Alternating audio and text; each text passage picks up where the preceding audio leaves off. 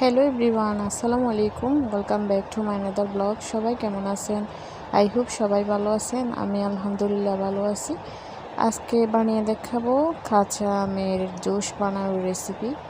তো রেসিপিটা দেখতে হলে আপনারা ভিডিওটি না টেনে সম্পূর্ণভাবে দেখবেন, আর সবাই অবশ্যই আমার ভিডিও লাইক কমেন্ট শেয়ার করে দিবেন।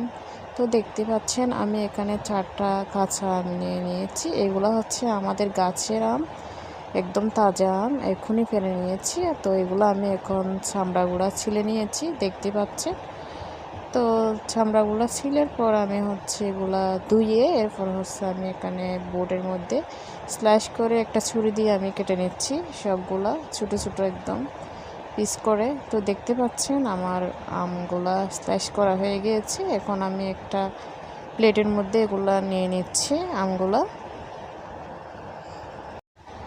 তো আমগুলো আমি এখন ব্লেন্ড করার জন্য আমি এখানে নিয়ে নিচ্ছি, দেখতে পাচ্ছেন আমগুলো আমি এখানে দিয়ে দিচ্ছি।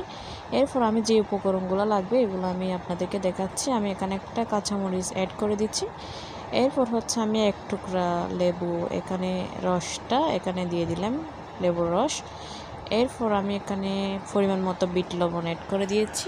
এরপর হচ্ছে আমি লবণ দিয়ে দিয়েছি পরিমাণ মতো, কারণ এটা হচ্ছে কাঁচা আম, তো এখানে তো অবশ্যই লবণ দিতে হবে। এরপর আমি এখানে পরিমাণ মতো চিনি অ্যাড করে দিলাম।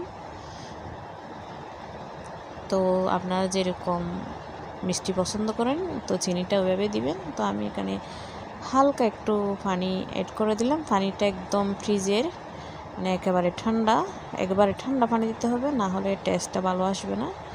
তো অল্প পানি দিয়ে আমি আগে ব্লেন্ড করে নিব। দেখেন আমি এটা ব্লেন্ড করে নিচ্ছি। তো অল্প পানি দিয়ে আগে ব্লেন্ড করে নিচ্ছি। এরপর হচ্ছে বেশি পানি দিব যতটুকু প্রয়োজন। তো আমার ব্লেন্ড করা অলরেডি হয়ে গিয়েছে, দেখতে পাচ্ছেন আমি কীরকম হয়েছে। আমি আপনাদেরকে একটু চামচ দিয়ে দেখাচ্ছি, দেখেন কীরকম হয়েছে। তো এরপর আমি আরও পরিমাণ মতো আমি পানি অ্যাড করে দিছি। তো এরপর দেখেন এখন হচ্ছে অলরেডি হয়ে গিয়েছে আমার ব্লেন্ড করা। তো আমি আপনাদেরকে দেখাচ্ছি এখন হচ্ছে আমি সার্ভ করব।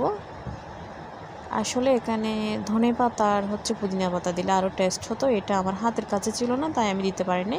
আপনাদের কাছে থাকলে অবশ্যই এটা দিবেন। এখন আমি এখানে দেখেন আইসের টুকরা অ্যাড করে দিয়েছি। আর এটা এতটাই টেস্টি হয়েছে যে বলে বোঝানো যাবে না, অনেক বেশি টেস্টি হয়েছে, আমার কাছে খুবই ভালো লাগছে। তো ভিডিওটা এই পর্যন্ত, সবাই ভালো থাকবেন, আল্লাহ হাফেজ।